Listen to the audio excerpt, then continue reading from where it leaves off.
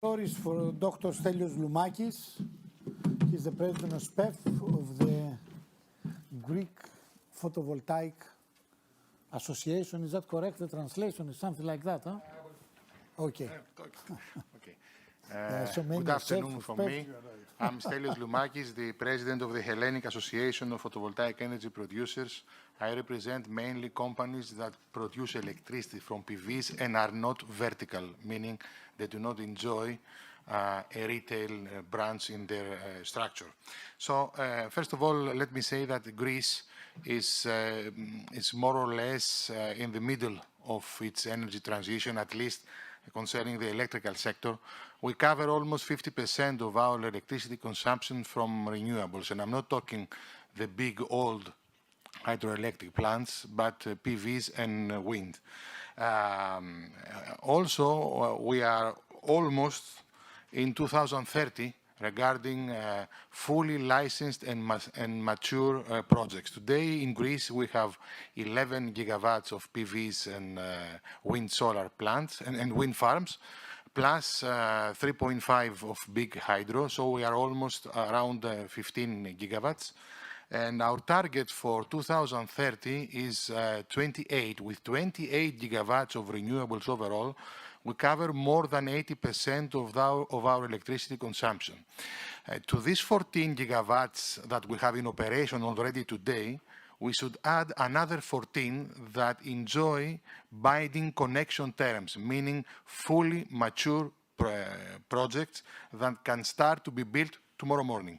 So practically, we are almost there today. And to these 28 gigawatts that we have today in operation and fully licensed and mature projects, we should add another 2 gigawatts of rooftop systems that are going to, they have already started, and another 3 gigawatts that are going to receive binding connection terms within the next month. So we have already exceeded 30 gigawatts in already operating and fully mature, ready to start building projects. So the question now in Greece is not how to facilitate the licensing procedure even more. This is an old question. The point is what challenges and concerns are now in front of us, because all these projects are going to be done. That is why they are fully matured. And the first are curtailments. Today we have already curtailments in Greece, meaning that there are several hours, depending on the weather, of course, that the electricity production from renewables is not injected into the system. If we had ideal storage capabilities, these 30 gigawatts of PVs, wind and hydro that we have in operation and fully licensed can produce around 60 terawatt hours of energy.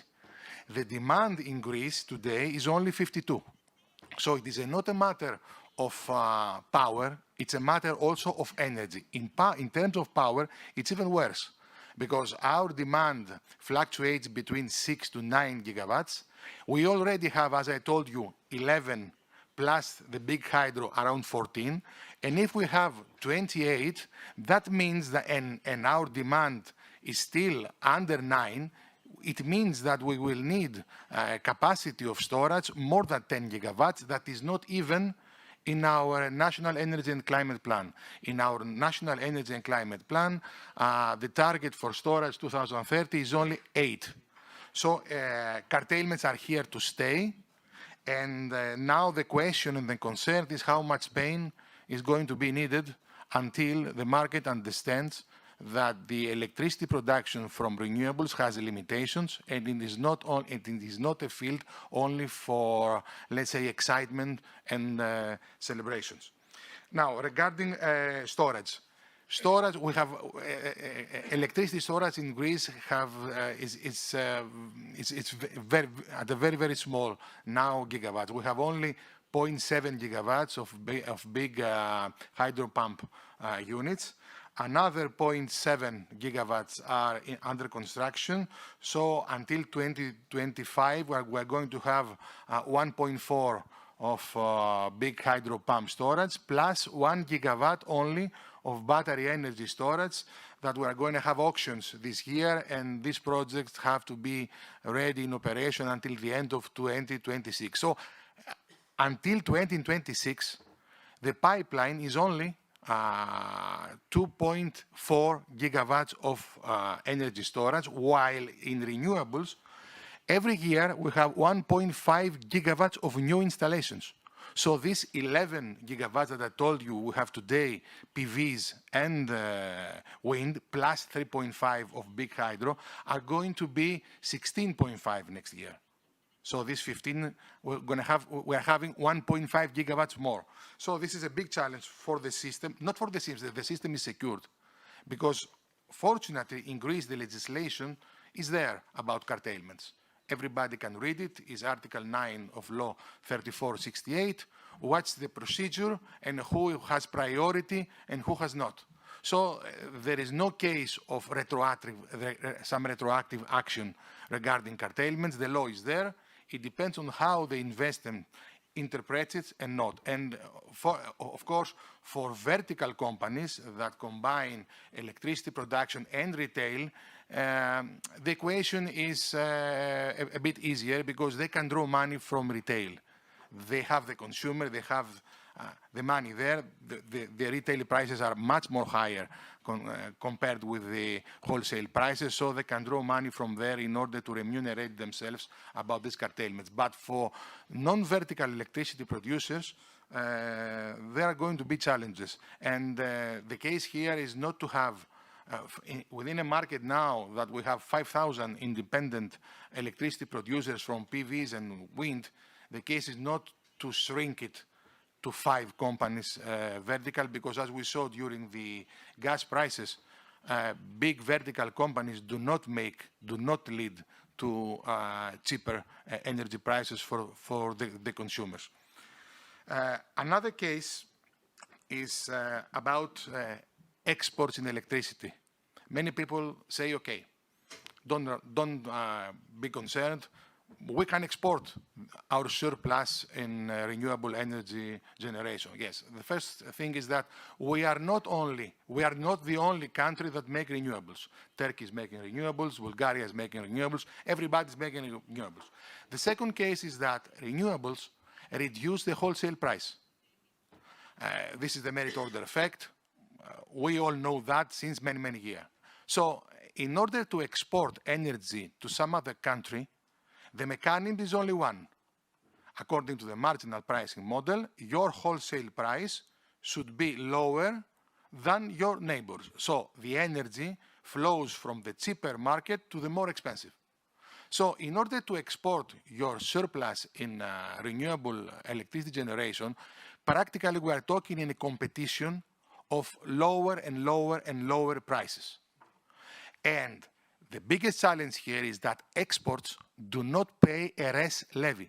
They do not pay a renewable energy levy. We all know that even if we have very, very low prices in our wholesale prices,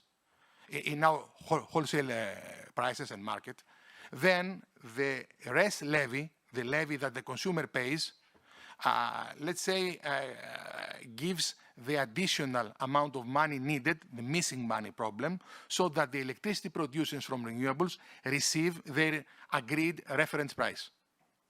In export, this is not the case.